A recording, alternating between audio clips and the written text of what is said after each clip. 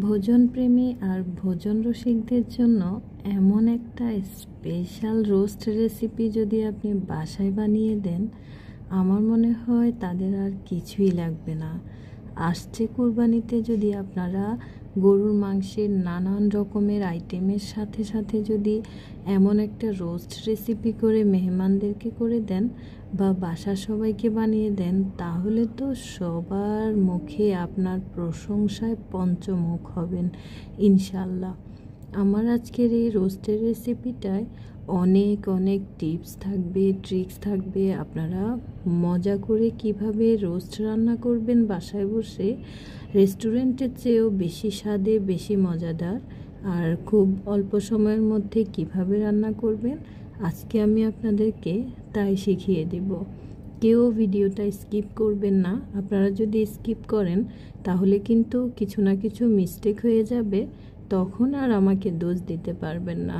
আমি আপনাদেরকে কথা দিলাম, আমি যেভাবে এই রোস্ট রেসিপিটা বানিয়েছি বা তৈরি করেছি, আপনারা যদি আমাকে ফলো করে এভাবে রোস্ট রেসিপি রান্না করেন, তাহলে ইনশাল্লাহ আপনারা আমার ভিডিওতে এসে কমেন্ট করে যাবেন। আর আপনাদের কাছে রিকোয়েস্ট হলো, এই ভিডিওটা আপনাদের কাছে যদি ভালো লেগে থাকে, আপনারা স্টেপ বাই স্টেপ এই ভিডিওটা স্কিপ না করে ভিডিওটা সম্পূর্ণ দেখবেন। তো বন্ধুরা, চলুন আমি কিভাবে রোস্ট রেসিপিটা আজকে তৈরি করে ফেললাম, খুব ঝটপট সহজ পদ্ধতিতে আপনাদেরকে শিখিয়ে দেব। এই তো বন্ধুরা, দেখুন আমি এখানে 3টা 1 কেজি সাইজের মুরগি নিয়েছি। মুরগিগুলোকে আমি সুন্দর করে ধুয়ে 4 টুকরো করে কেটে দেন আমি কাঁটা চামচ দিয়ে কেচে নিয়েছি। তারপর পরিমাণ মতো লবণ দিয়ে দিলাম। লবণ দিয়ে এগুলোকে একটু ভালোভাবে মেখে নিচ্ছি। জাস্ট লবণ দিয়ে মেখে নেবেন, আর অন্য কিছু দেওয়ার প্রয়োজন নেই।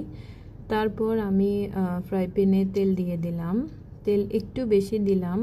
কেন বেশি দিলাম আর এই তেল দিয়ে পরে কি করব, স্টেপ বাই স্টেপ টিপসগুলো জানার জন্য আমার ভিডিওটা সম্পূর্ণ দেখবেন। এই টিপসটা জানার কারণে, এই টিপসগুলো জানার কারণে আপনি কিন্তু অনেক অনেক প্রশংসার পাত্রী হবেন বা পাত্র হবেন। তো আমি চিকেনগুলোকে আগে ভেজে নিচ্ছি। চিকেনগুলো একটু লাল লাল করে ভেজে নেবেন আপনারা। আমিও লাল লাল করে চিকেনগুলোকে ভেজে এখন উঠিয়ে নিচ্ছি। আর উঠানোর পরে আমার আর অন্য যে চিকেনগুলো ছিল ওই চিকেনগুলো দিয়ে আমি ভেজে নিয়েছি।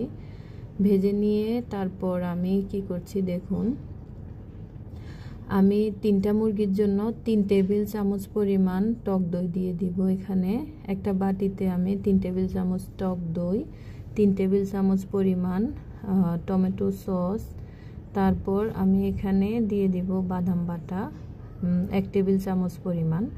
বাদাম বাটা আমি এখানে দিয়েছি কাঠবাদাম আর কাজু বাদাম মিক্স করে ব্লেন্ড করে, তারপর আমি 1 টেবিল চামচ পরিমাণ দিয়ে দিয়েছি।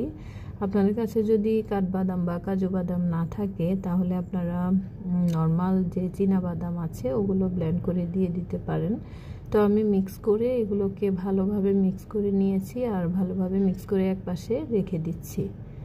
তারপর আমি কড়াইতে রোস্ট ভাজার জন্য তেল দিয়ে দিলাম। আমি কিন্তু রোস্ট ভাজার তেলগুলো দিইনি, কখন দিব, কেন দিব, কি মানে আসল ব্যাপার সেটাও বলবো। তো আমি এখানে নর্মাল তেল এখানে দিয়ে দিলাম 1 কাপ পরিমাণ দিয়ে, তারপর পেঁয়াজ বাটা 1 কাপ দিয়ে দিলাম, তারপর আদা দিয়েছি 1 টেবিল চামচ পরিমাণ, রসুন দিয়ে দিলাম 1 টেবিল চামচ পরিমাণ। আদা রসুন বাটা আপনারা রোস্টের মধ্যে বেশি দিবেন না, বেশি দিলে গন্ধ আসবে। তারপর আমি 1 প্যাকেট পরিমাণ রোস্টের মশলা দিয়ে দিলাম। তো আমার টিপসের আসল প্রথম মেইন স্পেশাল টিপসটা আমি দিয়ে দিচ্ছি। আমি রেসিপির প্রথমেই বলেছি যে আমি একটা স্পেশাল টিপস দিব, সেটা হচ্ছে আমার রোস্টের মশলার প্যাকেটের মধ্যে কিন্তু 1 প্যাকেট রোস্টের মশলা ছিল, মানে 1 কেজি মুরগির জন্য প্যাকেটের গায়ে লেখা থাকে যে 1 প্যাকেট বা 35 গ্রাম মশলা দিলেই হয়। তো আমার বাসায় তো আমি মশলার প্যাকেট একটা এনে রেখেছি। এখন আমি কি করব, আমার মুরগি 3টা, এখানে 3 কেজি থেকেও একটু হয়তো বেশি আছে। তো সেজন্য আমি কি করছি দেখুন, 1 চামচ মরিচের গুঁড়ো দিয়ে দিলাম, 1 চামচ জিরের গুঁড়ো, 1 চামচ ধনিয়ার গুঁড়ো দিয়ে দিলাম। আমি কিন্তু এখানে হলুদ ব্যবহার করব না। আপনারা বাসায় যদি হঠাৎ করে আপনাদের বাসায় কোনো মেহমান আসে, রোস্টের মশলা যদি থাকে 1 প্যাকেট কিন্তু মুরগি বেশি লাগে মুরগি, তো আপনারা কি করবেন, আমার মতো এরকম ধনিয়ার গুঁড়ো, জিরের গুঁড়ো, মরিচের গুঁড়ো, 4-5টা এলাচ, 4-5 পিস দারুচিনি আর 4-5টা তেজপাতা দিয়ে দিবেন। দিয়ে তারপর কষিয়ে রান্না করবেন। এটা যে কি একটা ফ্লেভার আসে আর খেতে যে কত ভালো লাগে, আপনারা নিজে যদি না রান্না করেন তাহলে বুঝবেন না। আমি বাসায় প্রায় এমন করি, আমার প্যাকেটের মশলা যদি কম থাকে তখন আমি এরকম এক্সট্রা ধনিয়ার গুঁড়ো, জিরের গুঁড়ো আর মরিচের গুঁড়ো দিয়ে দিই। বেশি দিবেন না, আমার এখানে 3টার পরিমাপে আমি জাস্ট 1 চামচ করে দিয়ে দিয়েছি। দিয়ে তারপর আমি একটু 3-4 মিনিট ভেজে নেওয়ার পরে সুন্দর একটা কালার এসেছে, তেল ভেসে ওঠার পরে তারপর আমি টক দই, টমেটো সস, তারপর বাদাম যেগুলো আমি মিক্স করে রেখেছিলাম ওগুলো আমি দিয়ে দিচ্ছি। মশলার মধ্যে দিয়ে আমি ভালোভাবে কষিয়ে নেব। মশলাগুলোকে আমি 3-4 মিনিট এভাবে নেড়েচেড়ে ভালোভাবে কষিয়ে নিয়েছি। কারণ মশলাগুলো যদি একটু কষানো হয় তাহলে রোস্টটা খেতে ভালো লাগে, ফ্লেভারটা ভালো আসে। তারপর আমি লিকুইড মিল্ক দিয়ে দিচ্ছি এখানে 250 গ্রাম, 1 পোয়া লিকুইড মিল্ক দিয়ে দিচ্ছি। আচ্ছা, দুধের যে মাপটা মানে পরিমাপ, অনেকে পানি না দিয়ে শুধু দুধ দিয়ে রান্না করেন, ওটা একটু মিষ্টি মিষ্টি লাগে আর খেতে একটু কেমন যেন লাগে আমার কাছে। সেজন্য আমি দুধের পরিমাণটা একটু কমিয়ে দিই, মানে 3টা মুরগির মধ্যে এখানে আমি 250 গ্রাম লিকুইড মিল্ক দিয়েছি। তারপর আমি এখানে 1 বাটি পরিমাণ, মিডিয়াম সাইজের 1 বাটি পরিমাণ পানি দিব।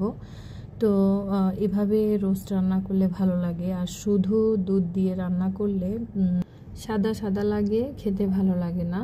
তো আমি এখানে 1 বাটি পরিমাণ পানি দিয়ে দিলাম। পানি দিয়ে তারপর আবার ভালোভাবে নেড়ে চেড়ে দিচ্ছি। আর নেড়ে চেড়ে দেওয়ার সময় আপনারা একটু আস্তে আস্তে আলতো করে নাড়াবেন, তা না হলে কিন্তু রোস্টগুলো ভেঙে যাবে আর শেষে দেখতে ভালো লাগবে না। তো আমি কাঁচামরিচ দিয়ে দিলাম 3-4টা। তারপর দেখুন আরও একটা টিপস দিয়ে দিচ্ছি, ওই যে আমি রোস্টের মাংসগুলো ভেজে রেখেছিলাম ওই ভাজা তেলগুলো দিয়ে আমি পেঁয়াজ বেরেস্তা করব। কারণ আমি প্রথমেই এই তেলগুলো দিয়ে দিতে পারতাম, কিন্তু যে কোনো জিনিস অনেক সময় রান্না করলে ওইটার ফ্লেভারটা একটু কমে যায়। সেই জন্য আমি রোস্ট ভাজার তেলগুলো রেখে ওগুলোর মধ্যে আমি একটু 6-7টা পেঁয়াজ দিয়ে আমি পেঁয়াজ বেরেস্তা করে নিচ্ছি। এই পেঁয়াজ বেরেস্তা করে রাখার কারণে বেরেস্তা আমি লাস্টে দিব, অ্যান্ড কিছু বেরেস্তা আর এই তৈলগুলো, রোস্ট ভাজার এই তৈলগুলো আর বেরেস্তা আমি একসাথে চিকেনের মধ্যে ঢেলে দিব। লাস্টে দিয়ে যদি আপনারা রোস্ট ভাজার মাংসের মধ্যে ওই বেরেস্তার তেল আর বেরেস্তা দিয়ে দেন তাহলে খুব সুন্দর একটা ফ্লেভার আসে, খুব ভালো লাগে খেতে। তো আমি বেরেস্তাগুলো ভাজা হয়ে গেছে, এর মাঝখানে কিন্তু আমি রোস্টগুলো একটু নেড়ে চেড়ে দিয়েছিলাম, আপনাদেরকে দেখিয়েছি। তো আমি বেরেস্তাগুলো দিয়ে দিলাম। আমার রোস্টগুলো কিন্তু প্রায় হয়ে এসেছে। এখন আমি হালকা করে আস্তে আস্তে একটু নেড়ে চেড়ে দিচ্ছি। দেখুন চারপাশে বেরেস্তার যে তৈলের কালারটা কত নাইস লাগছে দেখতে। এখন আমি দিয়ে দিচ্ছি চিনি আমি এখানে দিয়ে দিলাম 1/2 চা চামচ পরিমাণ। লাস্টে অবশ্যই আপনারা 1/2 চা চামচ চিনি দিবেন স্বাদের ব্যালেন্সটা ঠিক থাকার জন্য। চিনি দেওয়ার কারণে রোস্ট রান্নার লাস্টে যে ফ্লেভার, ওইটার ফ্লেভারটাই অন্যরকম লাগে। তো আমি 1/2 চা চামচ চিনি দিয়ে এখন আমি চুলার আগুন একদম লো আঁচে করে 5 মিনিট ঢেকে রাখছি। দেখুন 5 মিনিট ঢেকে রাখার পরে রোস্টের কালারটা কত নাইস লাগছে, চারপাশ থেকে তেল ভেসে উঠেছে। তো আমি এখন চুলার আগুন অফ করে দিয়ে আবার ঢাকনা বন্ধ করে রাখবো। আবার 10 মিনিট পরে ফিরে আসছি। দেখুন কত নাইস একটা কালার এসেছে। স্টেপ বাই স্টেপ দেখেছেন তো, কতগুলো টিপস দিয়ে দিলাম। লাস্টে এই কাজটা করবেন, একদম চুলার আগুন অফ করে ঢাকনা দিয়ে ঢেকে রেখে দিবেন। তার আগে চুলার আগুনটা একদম কমিয়ে 5 মিনিট ঢাকনা বন্ধ করে রাখবেন। দেখবেন কত নাইস একটা কালার আসে। আর আরেকটা নাইস টিপস হচ্ছে, কখনো যদি রোস্ট একটু সাদা সাদা লাগে, লাস্টে যদি তেল তেল না লাগে, মানে কালারটা নাইস না লাগে, যখন মাংসটা রোস্টটা হয়ে আসবে তখন চুলার আগুনটা একটু বাড়িয়ে সয়াবিন তেল 2-3 চামচ আপনারা দিয়ে দিবেন। দিয়ে জাস্ট 2-3 মিনিট চুলার আগুনটা হাই হিটে রেখে রোস্টের মাংসটা একটু হয়ে আসার পরে চুলার আগুনটা কমিয়ে দেন 5 মিনিট ঢাকনা বন্ধ করে দিবেন। তারপর দেখবেন কত নাইস একটা কালার হয়। আমি কিন্তু তাই করি। তো বন্ধুরা দেখলেন তো, আপনাদেরকে কতগুলো টিপস দিয়ে দিলাম। আপনাদের আশা করি অনেক অনেক কাজে লাগবে। আমার টিপসগুলো যদি আপনারা ফলো করে তারপরে আপনারা রোস্ট রান্না করেন আর এভাবে আপনারা তৈরি করেন, আশা করি ইনশাল্লাহ সবাই আপনার প্রশংসা করবে। আমার এই রোস্ট রেসিপিটা খেয়ে আমার বাসায় যারা যারা ছিলেন, গেস্ট ছিলেন, তারা সবাই আলহামদুলিল্লাহ প্রশংসা করেছেন, বলেছেন একদম রেস্টুরেন্টের চেয়েও নাকি অনেক বেশি ভালো লেগেছে। তো বন্ধুরা, আপনাদের কাছে কেমন লেগেছে আমার আজকের এই রোস্ট রেসিপিটা? আশা করি আপনাদের কাছে ভালো লেগেছে।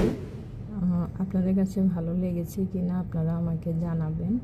আপনাদের কাছে যদি ভালো লেগে থাকে অবশ্যই আপনারা লাইক, কমেন্ট এবং শেয়ার করে দিবেন আর আমার পাশে থাকবেন। আল্লাহ হাফেজ, আসসালামু আলাইকুম।